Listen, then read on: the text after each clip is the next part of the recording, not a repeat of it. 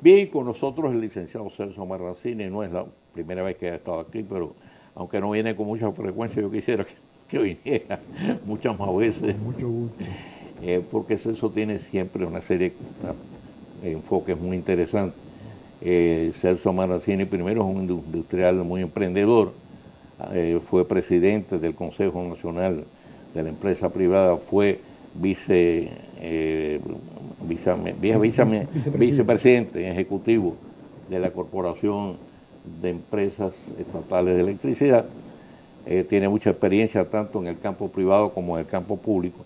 Mantiene una columna semanal en el periódico El Caribe donde enfoca temas de mucha importancia, mucha actualidad. Y precisamente uno de los temas en que él ha estado haciendo énfasis en esta semana, yo lo sigo y lo leo, Gracias. ha sido el tema este tan controversial de la equidad de género, ¿no? El primer artículo yo leí después, él salía en defensa del ministro de Educación. Y entonces plantea que él lo conoce hace mucho tiempo, que conoce perfectamente cuáles son en este caso sus valoraciones de carácter moral, y entonces lo que planteaba es que el tema este, que repetido es muy delicado, pues se maneje de manera muy racional. Y en esta segunda entrega también, creo que fue la pasada semana, también hablaba de ese mismo tema con un grupo de amigos, ¿no? Que se reunió y como era de esperarse, al final no había acuerdo, porque es un tema que hay que expurgarlo mucho y tratarlo, repito, con mucha prudencia, con mucha serenidad y con las cartas sobre la mesa, que es lo importante, ¿no? Sí. Bueno, en ese sentido, ¿cuál es tu valoración? ¿Qué tú crees que pudiéramos hacer para dejar ese asunto bien definido? Porque ahora mismo hay mucha confusión. Entonces, en la forma que se está ahora manejando no vamos a llegar a nada. ¿Qué pasos tú crees que pudieran darse o debieran darse para que poder despejar entonces cualquier tipo de suspicacia, cualquier tipo de incógnita que se han generado en torno a este tema? Gracias, Mario. Bueno, yo voy a empezar con una nota jocosa de algo que leí el otro día, que decía que hace 20 años ser gay nadie se atrevía a decirlo, que después empezaron a salir del closet, que ahora hay el orgullo gay, y decía, espero morir antes de que sea obligatorio ser gay. Realmente yo creo que hemos pasado de un extremo. Por ejemplo, cuando vemos los desfiles estos del orgullo gay o del orgullo LGBT, realmente da vergüenza, porque yo creo que el respeto a la sexualidad de una persona es algo fundamental. Ahora, salir en la calle medio en cuero, salir en la calle haciendo todo tipo de obscenidades, podríamos salir los heterosexuales también, con el orgullo heterosexual, y salir medio en cuero por la calle, y realmente lo que crearíamos realmente sería un caos en esto. Entonces, empezamos por la educación de los niños. Y yo creo que ese es un tema fundamental. Bueno, el otro día hubo frente al Ministerio de Educación una manifestación muy concurrida donde lo que decían las camisetas era yo tengo el derecho de educar a mis hijos. Yo siempre he sido y mantengo el criterio que lo que expresó el ministro de Educación con la famosa, ¿cómo se llama? La ordenanza, con la ordenanza, no hablaba de género, sino hablaba de igualdad, que yo creo que es lo que hay que equilibrar. Por muchos años la mujer ha sufrido de desigualdad en el salario, desigualdad en las oportunidades, incluso cada día salen más personalidades del mundo del arte, de la ciencia. Ha pasado en la iglesia el abuso, no en la iglesia a los niños, en otras áreas a las mujeres. Entonces yo creo que eso es algo que no se puede permitir. Ahora, la educación sexual, ¿cómo tú pones tus hijos en manos de un maestro que apenas sabe leer y escribir para que dé educación sexual? Yo recuerdo cuando yo estaba en el colegio Calasanz, a nosotros quien nos daba educación sexual era el maestro de matemáticas, persona sumamente inteligente, el profesor Kremlin Pérez. Nos hablaba en ese momento, en esos años, imagínate, hablar de educación sexual era un tabú. Ahora no lo es, porque tú tienes a través de los medios de comunicación un exceso de sexualidad. Entonces yo creo que hay que orientar bien a los niños y a las niñas. Tú mismo, antes de iniciar el programa, decía que en España ponerle un vestido de princesita a una niña está prohibido, pero sí pueden vestir al varón de princesita. No puede ser. O sea, yo creo que cada cual tiene que jugar un papel. Y ahí es donde tiene que empezar la educación. El varón es varón y la hembra es hembra. Y la familia se compone de un varón y de una hembra. Porque realmente yo creo que se le crea un trauma a un niño cuando va a la escuela y ve a sus compañeritos que tienen un papá y una mamá, y de repente lo que tiene son dos papás o dos mamás. Eso no es la lógica. Entonces yo creo que hay que trabajar con eso. Yo creo que se nos ha ido la mano. El caso, y lo comentábamos fuera del programa, del mismo Obama. Obama, con este asunto de los LGBT, llegó hasta vestir la Casa Blanca de multicolores. Y yo recuerdo haber oído a un dirigente afroamericano del Partido Demócrata en una entrevista que le hizo CNN, donde le preguntaban por qué ustedes no votaron por Hillary. Y decían, porque Obama se olvidó de nosotros, se olvidó incluso de su raza y prefirió concentrarse en los LGBT. Y fue así, fue realmente algo que cambió demasiado rápido. Y yo creo que hay que mantener ese equilibrio. Yo creo que aquí una cosa es la igualdad y la otra cosa es que nosotros querramos el libro ese grupo de amigos que yo comentaba en el artículo, hablábamos sobre el libro Hablemos. Había uno de ellos que decía, no, ahí no se está incitando al sexo entre niños, entre grupos de niños. Ahí no se está incitando, se le está diciendo al niño que hay travestis, se le está diciendo al niño que hay gays y que hay lesbianas. Y yo le decía, pero precisamente se le está diciendo a un niño de 4 o 5 años donde todavía no tiene la formación sexual adecuada. Enséñenle al niño que es varón, enséñenle a la niña que es hembra y además enséñenle valores, que es lo importante. Y, por supuesto, entrenen a esos maestros cómo es que van a dar educación sexual en las escuelas. Hay dos cosas, a mi juicio, que quedan fuera de cuestionamiento. Uno de ellos, lógicamente, la igualdad de derechos de la mujer con respecto al hombre. Eso no cabe la manura. Lo cual no quiere decir que sean equivalentes en sexo, están bien diferenciados. Totalmente. Vamos a estar claros. Además, esa unión, como tú señalas, esa familia clásica, hombre y mujer, es lo que mantiene la continuidad de la vida en el planeta. Así es. Eso por un lado. Y por otro lado, el hecho de que usted tenga una preferencia de carácter sexual diferente, bueno, eso es un problema muy suyo, su intimidad, y yo creo que eso no debe lugar a que uno lo discrimine a ninguna persona, en absoluto. Es un ser humano. En absoluto. El hecho de que tenga una orientación diferente, que tenga en ese caso, por otro tipo de preferencia, bueno, pues eso es un problema muy de él. Yo creo que eso corresponde a su entorno íntimo, ¿no? Y nadie debe intervenir en eso, ni ese debe ser motivo tampoco para que se le discrimine ni se le maltrate. En eso yo creo que podemos estar de acuerdo. Y lo otro es que creo que sí es importante, es promover la educación sexual en el nivel escolar y en el nivel familiar también. Claro que sí. Pero desde un punto de vista responsable. Sí. Yo creo que eso es importante, la importancia que tiene el sexo como tal, pero no como el desenfreno sexual, que son dos cosas diferentes. Mira, eso es tan importante que yo recuerdo hace unos 4 o 5 años el Banco Mundial hizo un estudio sobre el embarazo y me pidió que hiciera la presentación final, que hiciera el resumen del estudio. Y realmente uno concluía donde realmente es necesario la educación sexual porque veíamos la cantidad de embarazos en niñas de 11 y 12 años.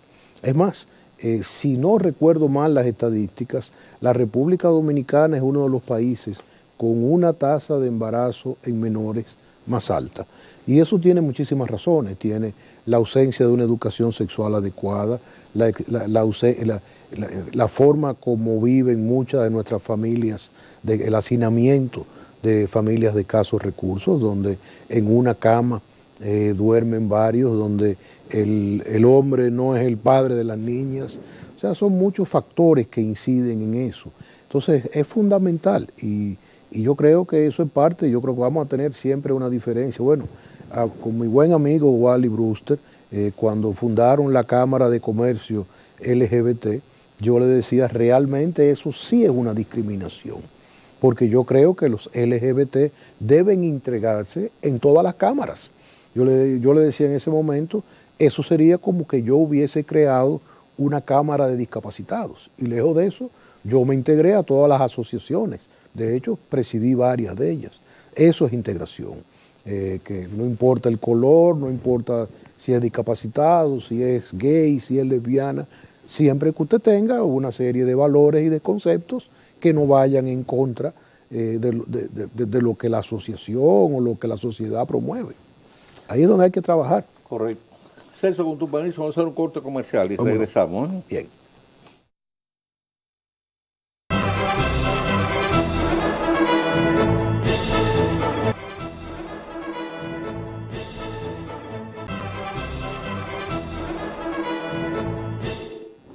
Bien, como dijimos al principio, don Celso, además un destacado industrial, entonces hay una realidad ahora mismo, desde hace semanas, yo diría que meses, en el país se ha creado un clima político cada vez más tenso.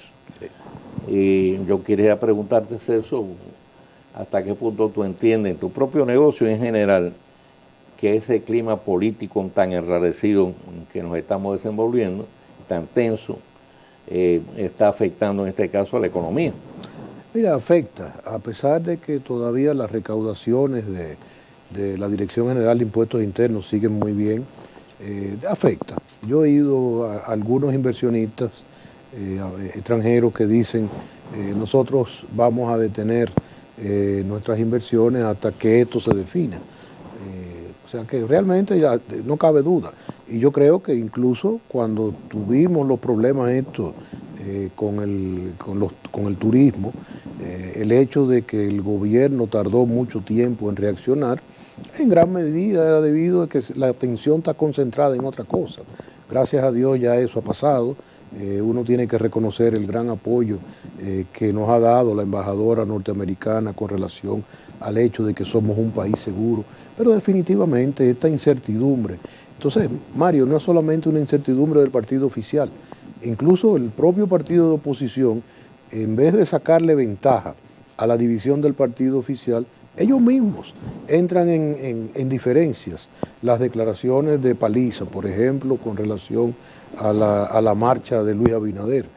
Yo como empresario, si yo veo a mi competencia que está dividida, lo que trato es de meterme lo más posible para ganarme el mercado. Y la política es exactamente igual. Entonces sale con esas declaraciones de que eso no está autorizado por el partido. Por otro lado, pues nosotros siempre estamos acostumbrados a que el expresidente Hipólito Mejía hoy diga una cosa, mañana otra. Lo queremos y lo respetamos con esa diversidad. Ha sido siempre así. Un hombre tremendamente inteligente y político, pero nos tiene acostumbrados a no tener una línea clara y directa. Ahora acaba de publicar una carta después que había dicho que dejaba en libertad a sus legisladores de votar como consideraran, pues ahora echa hacia atrás. No cabe duda que las declaraciones del secretario de Estado norteamericano pues han influido en mucha de esta percepción, pero que si hay algo que el dominicano teme no es a la justicia, es a que le quiten la visa. Y yo creo que todo el mundo se cuida en estos momentos de no contradecir al poder en momentos donde hay serios problemas geopolíticos. Tenemos el problema de Venezuela, tenemos el problema de Nicaragua, tenemos el mismo problema en El Salvador. Las cosas no están muy claras con este presidente que maneja el gobierno por tweets, quita y pone.